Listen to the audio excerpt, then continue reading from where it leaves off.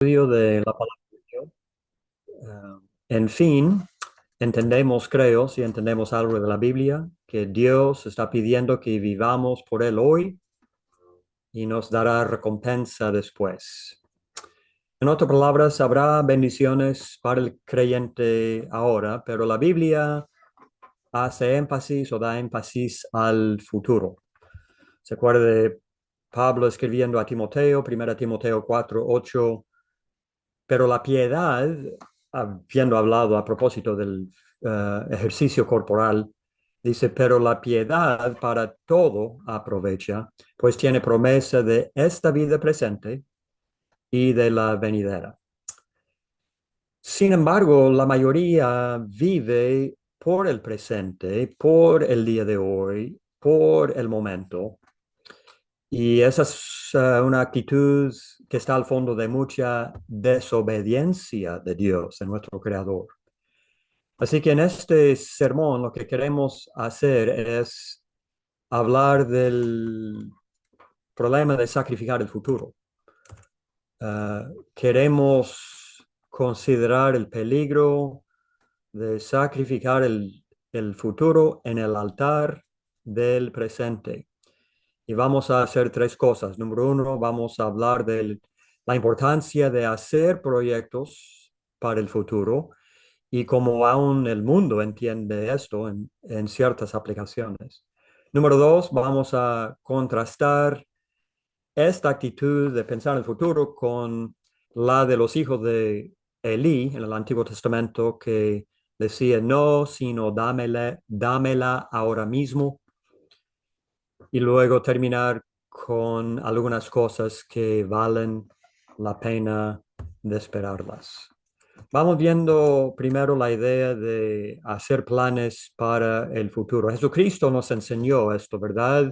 En varios lugares, entre ellos el mayordomo infiel, en Lucas capítulo 16, los primeros 8 versículos.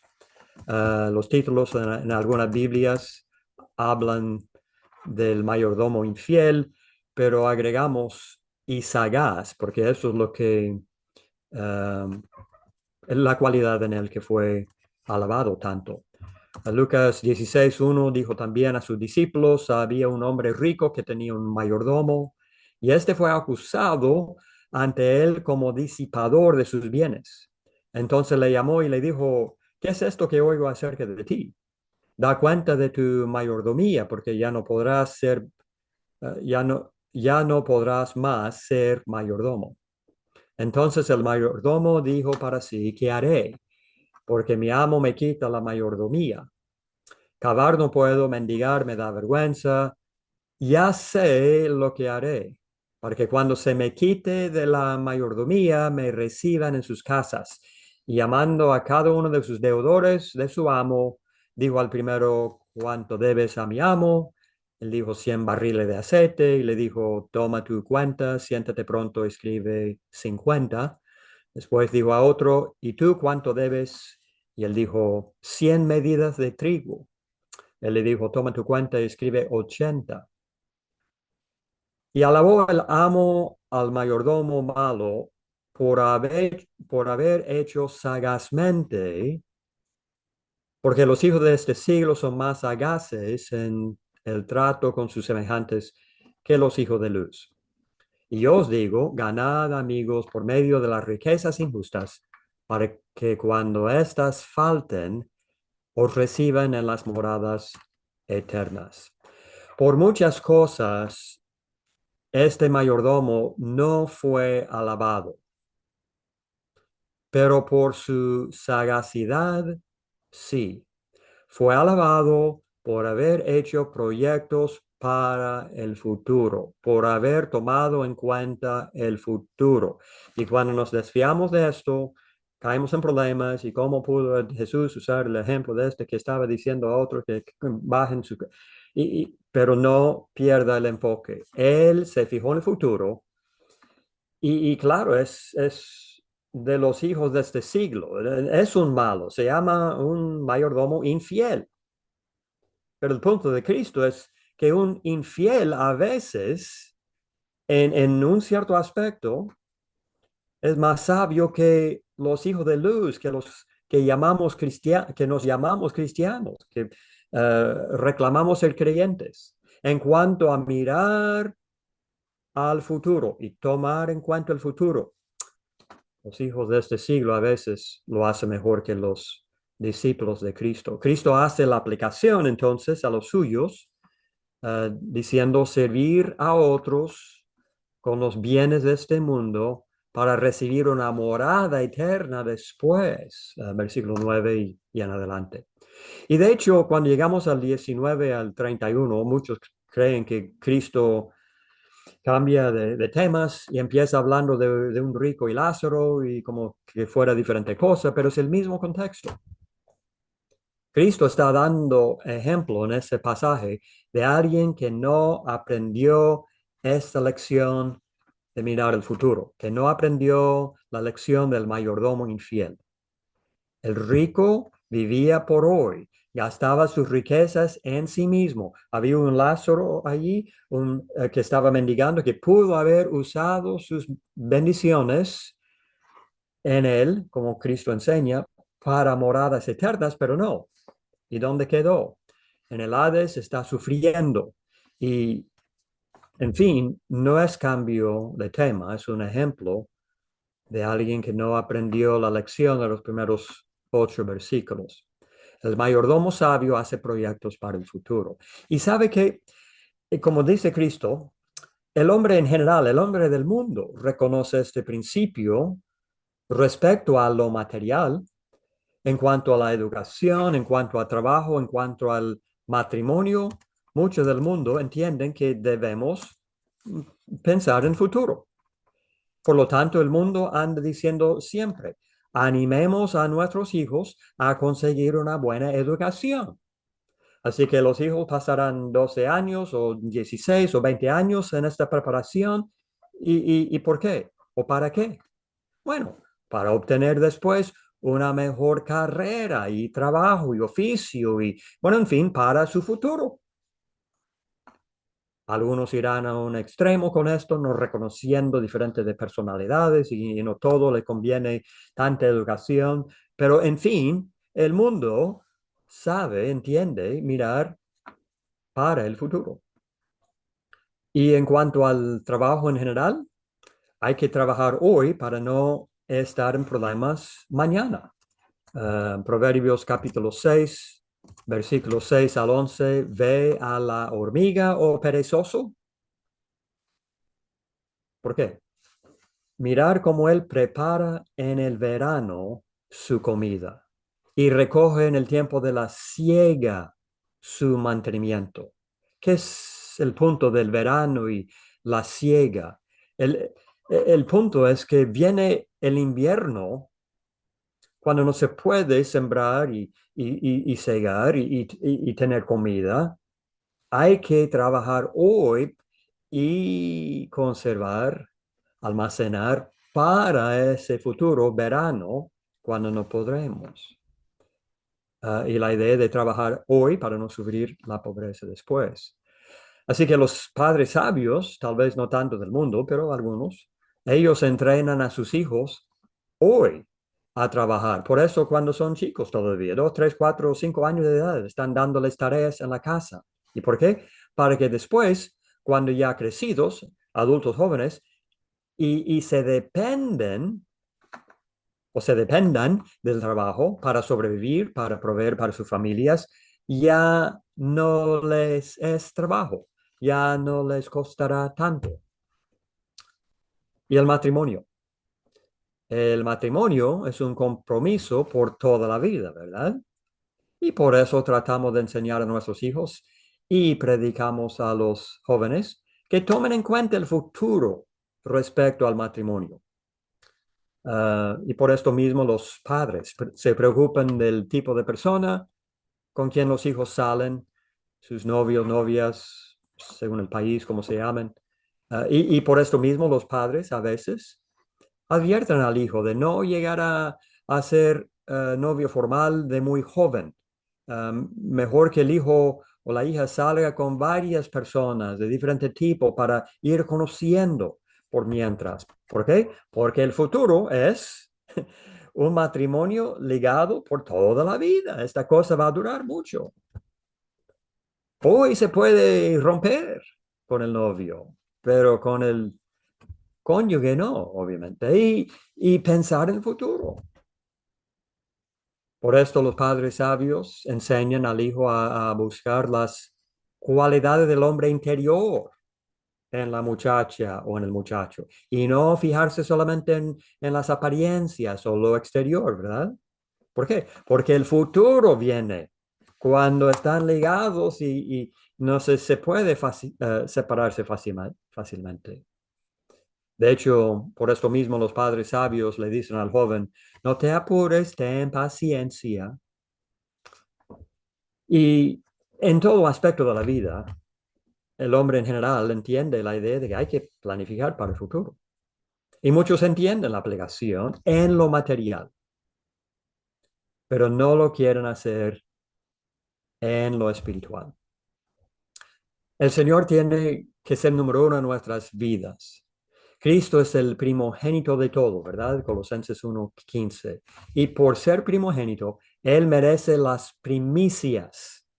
Apocalipsis 14:4. Él merece las primicias de nuestras vidas. Buscamos a Él primero y su reino, Mateo 6:33, y que la recompensa después.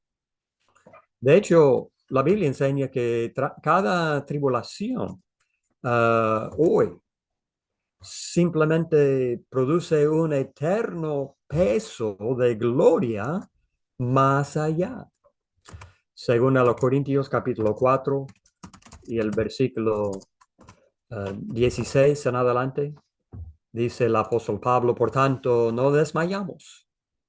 Antes, aunque nuestro hombre exterior se va desgastando, el interior, no obstante, se renueva de día en día, porque esta leve tribulación momentánea produce en nosotros un cada vez más excelente eterno peso de gloria. No mirando nosotros las cosas que se ven, sino las que no se ven. ¿Y por qué? Pues las cosas que se ven son temporales, pero las que no se ven son eternas. Eso es lo que la Biblia nos está enseñando, ¿verdad? Por lo tanto, procuramos agradar al Señor ahora y para siempre, en la eternidad, según los Corintios 5, siguiente capítulo, versículos 6 al 9.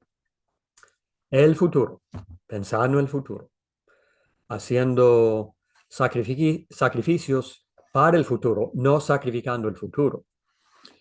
Pero, ¿se acuerda de 1 de Samuel capítulo 2, versículos 12 en adelante, que habla de Elí, que los hijos de Elí eran hombres impíos y no tenían conocimiento de Jehová, y bien representan a mucha gente hoy y hasta llamados cristianos de hoy?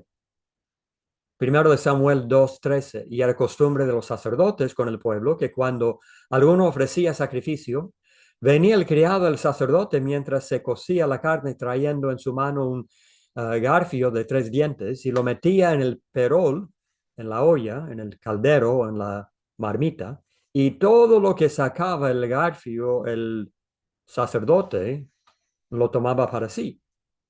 De esta manera hacían con todo israelita que venía a Silo. Dice el 15, asimismo, antes de quemar la grosura, venía el criado del sacerdote y decía al que sacrificaba, da carne que asar para el sacerdote, porque no tomará de ti carne cocida, sino cruda. Y si el hombre le respondía, queme la grosura primero y después toma tanto como quieras. Bueno, un israelita diría esto porque la ley de Moisés decía esto. La ley de Moisés decía que el sacrificio principal y esa grosura era para llegar a ser un olor fragante a Dios. Y de forma secundaria, los sacerdotes comían de esto, tenían su sustento. Pero los hijos de Elí lo habían invertido todo. Y el hombre está tratando de decir, no, quememos la grosura primero. Y eso decía en qué? Versículo 16, no, sino dámela ahora mismo. Dámela ahora mismo. De otra manera, yo la tomaré por la fuerza. Y creo que no nos sorprende eh, la evaluación de Dios en esto. Dice el 17, era pues muy grande delante de Jehová el pecado de los jóvenes porque los hombres menospreciaban las ofrendas de Jehová. Pero así es la actitud de muchos hoy. No, sino dámela ahora mismo. El hombre rico de Lucas 12, no de rico y Lázaro, sino algunos capítulos anteriores, que tenía tanta prosperidad en sus campos que no tenía dónde guardarlo todo. En Lucas 12, 9 está diciendo, diré a mi alma, alma, muchos bienes tienes guardados para muchos años. Repósate, come, bebe, regocíjate. Hoy yo quiero estar satisfecho y cómodo hoy, en otras palabras. Y eso no es problema del incrédulo solamente, no nos engañemos. Demas era un hermano en Cristo, reconocido entre los fieles en la carta de Pablo en Colosenses 4:14, mandando saludos como nosotros mandamos saludos y entramos en esta sesión y todos saludando los unos a los otros y con todos los fieles ahí, Colosenses 4:14. Y en una carta después, la última que tenemos de Pablo en el Nuevo Testamento, dice que este Demas amó este mundo presente y volvió a él, ya no siguiendo fiel. Amó a este mundo presente, no el mundo venidero. Se le había olvidado. Y estos hermanos dejan de asistir a clases de escuela o gente común del mundo. No terminarán con ese proyecto de 12 años en la escuela. Ellos dejarán de asistir a las clases de escuela. ¿Por qué? Quieren un trabajo hoy. ¿Y por qué quieren un trabajo hoy? Quieren comprarse ese nuevo auto, ese nuevo moto. Y claro, si yo me quedo en la escuela, puedo sacar un título y tener un trabajo con mayor salario, pero no está bien, un trabajo con menos salario hoy, porque yo quiero comprar mañana esa cosa. Y esta pareja joven quieren casarse ahora mismo.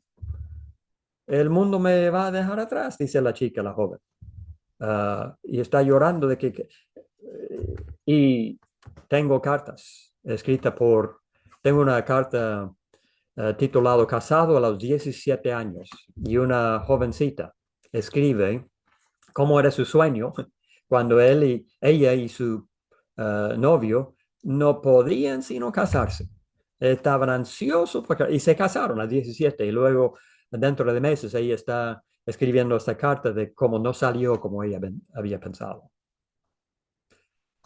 Bueno, en lo espiritual, muchos son como niños consentidos que no pueden esperar y todo lo quieren ahora. Y viven solamente por instinto como animales. Pedro describe a algunos en su segunda carta, capítulo 2, versículo 12, diciendo, estos hablando mal de cosas que no entienden, como animales irracionales, nacidos para presa y destrucción, perecerán en su propia perdición. ¿Qué quiere decir Pedro con esto de animales irracionales? Que no usan la razón. Dios ha separado al ser humano del animal por darle el raciocinio.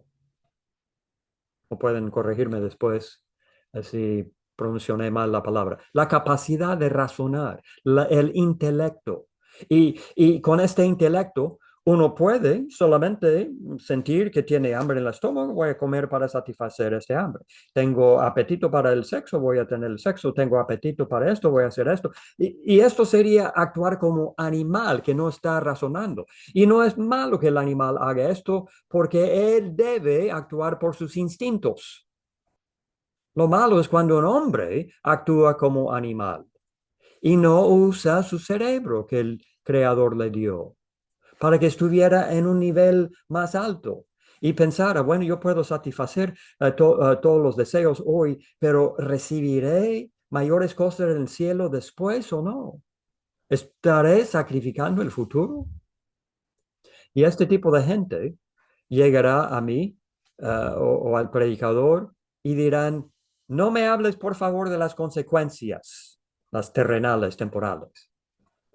No me diga que el fumar me dará el cáncer, que el alcohol me va a destruir el hígado. No me hable de que las drogas ilegales destruirán mi mente. Yo no quiero escuchar que el comer con exceso me traerá una multitud de problemas de salud, la presión y el azúcar. Yo no quiero, y no me digan que el contraer muchas deudas en estas 3, 4, 15 tarjetas de crédito, que esto va a echar a perder mi historial de crédito y el futuro económico.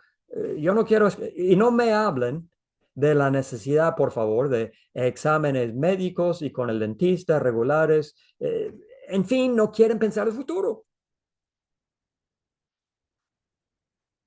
Y me imagino que habían algunos del tiempo de Noé que a lo mejor decían, bueno, yo no siento ninguna gota de lluvia todavía, mucho menos quieren que hablemos de las consecuencias eternas de este tipo de pensar, de esta actitud. No, empezamos hablando de, del cielo e infierno, consecuencias eternas, y de repente escuchamos, bueno, yo no me preocupo, yo siempre me salvo de alguna manera u otra. Llegando allá al día del juicio final ante Dios, no sé, pero siempre me salvo de alguna manera u otra. Pablo en 1 Corintios 15, versículo 32, habla de la posibilidad de que no haya resurrección. Si es así, si no hay vida después de esta, entonces comamos y bebamos, porque mañana moriremos. Si los muertos no resucitan, dice Pablo. Pero si los muertos sí resucitan, es diferente cosa. Si hay algo más allá de esta vida, si hay un futuro eterno, debo estar pensándolo. Y por supuesto, Pablo en ese capítulo da muchas evidencias de que hay resurrección y hay un futuro eterno. Vendrá hora, dice Jesús en Juan capítulo 5, versículos 28 al 29. No os maravilléis de esto, porque vendrá hora cuando todos los que están en los sepulcros oirán su voz, y los que hicieron lo bueno saldrán a resurrección de vida, mas los que hicieron malo a resurrección de condenación. Estas son las consecuencias eternas de vivir solamente por el momento, por el día de hoy, por este mundo, por esta tierra. Y dijo Jesús que el juicio final y el inicio de la eternidad será como en los días de Noé. Mateo 24 del 37 al 38. ¿Y cómo era para aquella gente? Como en los días de Noé, así será la venida del Hijo del Hombre, porque como en los días antes del diluvio, estaban comiendo y bebiendo, casándose y dando en casamiento, hasta el día en que Noé entró en el arca. Hasta el último momento, cuando llegó el diluvio y se cerró la puerta del arca, hasta este momento estaban viviendo como si nada iba a pasar. Vivían ignorando los avisos, las advertencias de Noé, pregonero de justicia, tal vez por unos 120 años, con una plena indiferencia a todo habla acerca del futuro, Ellos hacían lo que querían hacer cada día, comer y casarse, etcétera, etcétera. Y luego de repente, de sorpresa, sin la posibilidad de hacer algo al respecto, y ese es el punto de hasta el día en que Noé entró, ellos ignoraban el futuro. Pero queremos notar que a pesar de esta actitud de dámela ahora mismo, la de los hijos de Elí o de gente de hoy que dicen no me hable de las consecuencias, a pesar de estas actitudes, siempre hay cosas que valen la pena esperarlas. Y con esto quiero terminar el estudio. Moisés había aprendido estas cosas y, bueno, antes de mirar el Salvador ahí, vamos a mirar a Moisés en Hebreos capítulo 11, el versículo 24. Hebreos 11, 24. Por la fe, Moisés, cuando nació, perdón, por la fe Moisés, hecho ya grande, rehusó llamarse hijo de la hija de Faraón, escogiendo antes ser maltratado con el pueblo de Dios que gozar de los deleites temporales del pecado. Y deleites en sumo grado él tenía acceso. Eso es lo que significa que, que había sido criado por la hija de Faraón, se acuerda que la encontró en el río y fue criado en el mismo palacio de Faraón. Y los egipcios en aquel tiempo tenían bastante prosperidad y tecnología y lujo y comodidad para aquellos días. Y de hecho, comparado con hoy, bastante cómodos vivían. Tenían riquezas, tenían comida, tenían lujo. Y Moisés tenía acceso a vivir como los ricos de hoy en aquellos tiempos, pero sería por el momento. Y serían deleites temporales. No duraría para siempre. Por lo tanto, él usó su cerebro y miró al futuro y escogió ser maltratado con el pueblo de Dios que gozar de los deleites temporales del pecado, teniendo por mayores riquezas el vituperio de Cristo que los tesoros de los egipcios, porque tenía puesta la mirada en el galardón. ¿Dónde tiene usted, amigo, la mirada? ¿Dónde está puesta? ¿En lo que está delante de la nariz de uno, la cara, el día de hoy, vivir cómodo, o en el futuro? Nuestro Señor Jesús esperaba, poniéndonos el ejemplo. Volviendo, pasando más bien al siguiente capítulo, Hebreos capítulo 12 y el versículo 2, puestos los ojos en Jesús, el autor y consumador de la fe, el cual por el gozo puesto delante de él sufrió la cruz, menospreciando el oprobio y se sentó a la diestra del trono de Dios. ¿Nunca se ha puesto a pensar usted, hermano amigo, cómo era posible que Cristo pudo aguantar, soportar tanto dolor emocional y físico de la cruz? ¿Cómo pudo hacer eso? La burda de los soldados romanos, uh, haciendo burla de él como si fuera un rey, poniendo la bata en él y pegándole con la misma cosa que representaba su cetro de rey, y con la corona de espinos allá y la sangre que ya corría allí. Bueno, la cruz misma y los clavos en las manos, los pies y todo el... ¿Cómo pudo él soportar todo eso? El autor inspirado nos da la clave. Y dice, por el gozo puesto delante de él. Él pudo menospreciar el oprobio, él pudo bajarlo y mirarlo como poca cosa, él pudo ignorarlo, él pudo no pensar en eso por el gozo puesto delante de él. Tiene en mente el autor inspirado el gozo de toda la humanidad que va a poder salvar cuando cumpla este sacrificio,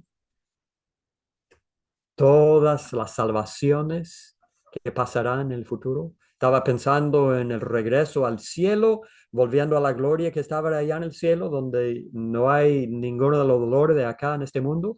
El gozo de sentarse a la diestra de su padre, empezar a reinar. El texto no importa, todos estos gozos estaban por delante y él se fijaba en el gozo para poder soportar el dolor intenso de hoy. Hay cosas que valen la pena esperarlos. Y no solamente para Moisés y Jesús, sino para nosotros también. Un Salvador vuelve del cielo, dice Pablo en Filipenses capítulo 3, versículo 20, y esto significa algo importante para nosotros.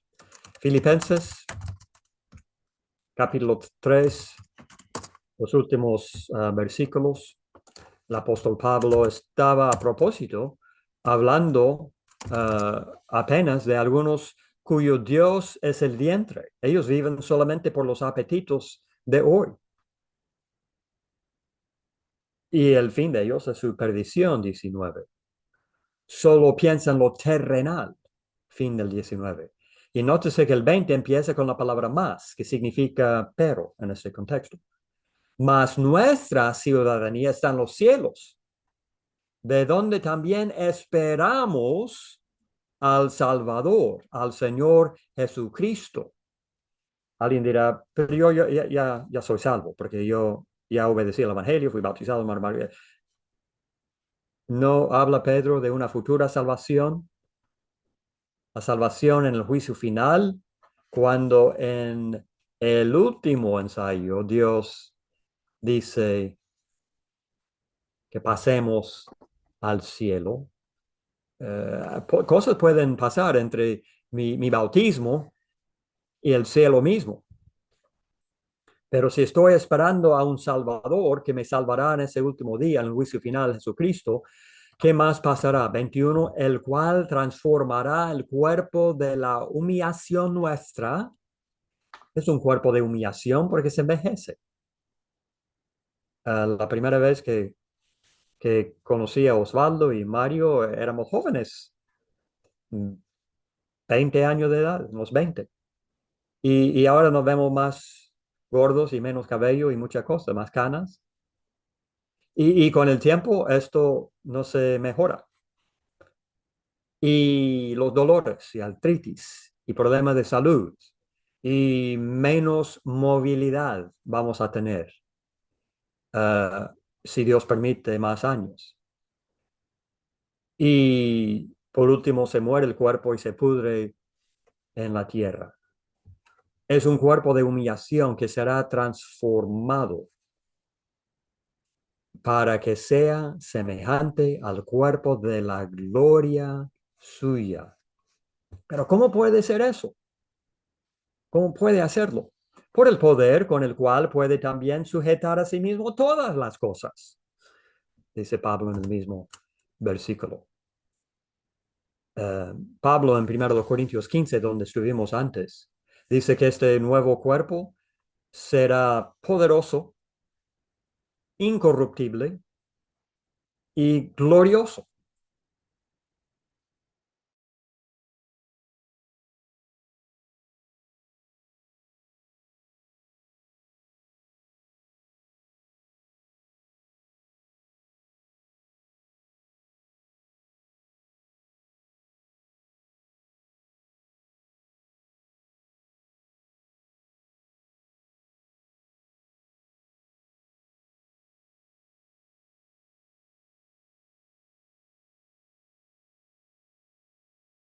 versículo 23,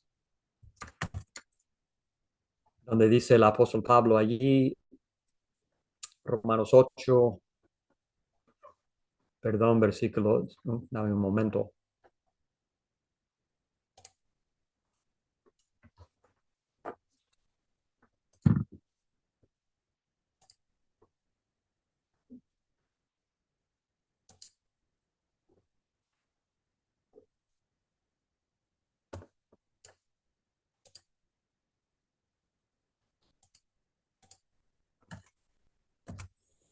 Un segundo aquí, perdón.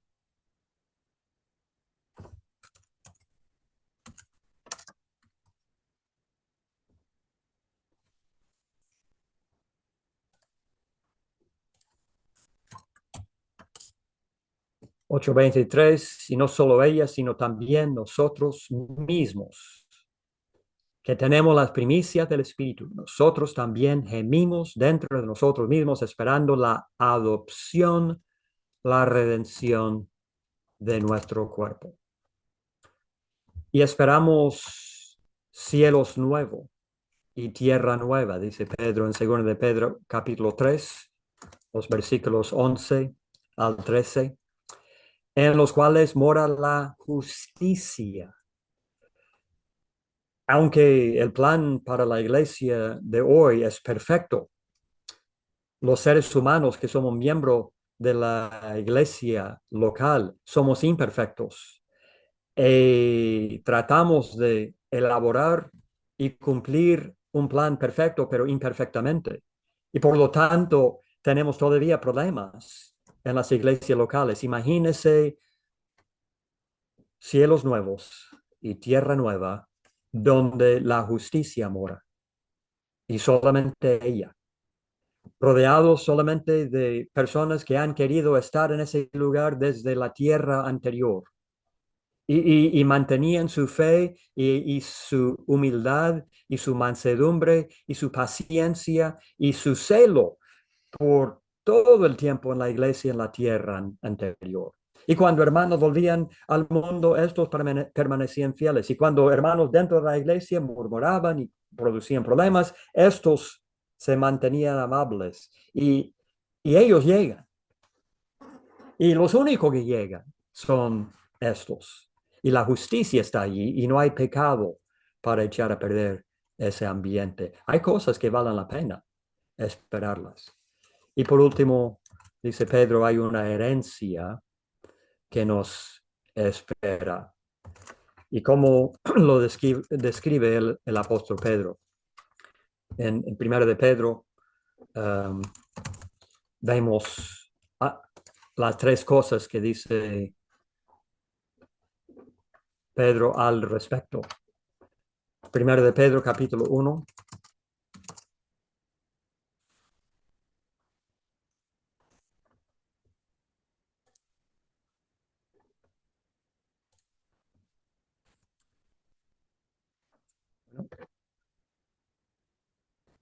¿Quiere funcionar mi Biblia? El apóstol Pedro lo dice de esta forma, su primera carta, capítulo 1. Bendito el Dios y Padre de nuestro Señor Jesucristo, que según su grande misericordia nos hizo renacer para una esperanza viva por la resurrección de su Cristo de los muertos, para una herencia incorruptible, incontaminada e inmarcesible, reservada en los cielos para vosotros. La primera palabra, primer adjetivo que describe nuestra herencia, la palabra incorruptible, habla de que ninguna fuerza exterior puede echar a perder nuestra herencia. En este mundo conseguimos cosas y compramos cosas y se echan a perder. El sol, la lluvia, el frío, el calor echan a perder y una casa tenemos que volver a pintarlo. Su techo tenemos que volver a poner el techo. Las cosas empiezan a oxidarse, tenemos que reemplazarlos. En el cielo, ninguna cosa, ninguna fuerza exterior echará a perder la herencia. Y luego la palabra incontaminada habla de que ninguna fuerza o problema interior lo echará a perder. De vez en cuando, un avión grande con centenares de pasajeros a bordo choca, lamentablemente, y mueren muchos, y llegan los investigadores y pasan días y semanas y meses, y por fin salen para decir al noticiero de que, bueno, encontramos que adentro, en una de las alas, había una grieta en una parte que se empezó a abrirse y, bueno, había una falla interior que echó a perder ese avión y las vidas de muchos. No va a haber cosas así en nuestra herencia en el cielo. Y luego la última descripción, inmarcesible, la que me gusta más, que significa que nunca disminuye el encanto de nuestra herencia en el cielo. ¿Puede usted imaginarse de estar en el cielo 100 años y todavía con la misma emoción de día número uno? Y luego han pasado 1000 años y todavía no disminuye la gracia del cielo y nuestra herencia. Algunas cosas valen la pena de esperarlas. Así que concluimos diciendo que el valor del futuro es lo que tenemos que absorber en nuestros corazones y mentes. Después del juicio final, al estar frente a la eternidad, de repente las cosas que anhelábamos tanto en este mundo se verán completamente triviales, pequeños, insignificantes, porque no hemos conocido todavía los verdaderos gozos y placeres. Estas cosas están por venir todavía si alcanzamos el cielo. Dice Pablo en 1 Corintios 3, 21 al 22, hablando al cristiano, que lo presente es nuestro. Pero hermanos, no nos aferremos tanto a ello que terminamos sacrificando el futuro superior por el presente inferior. Y muchísimas gracias por su atención y devuelvo el micrófono a la mano Osvaldo.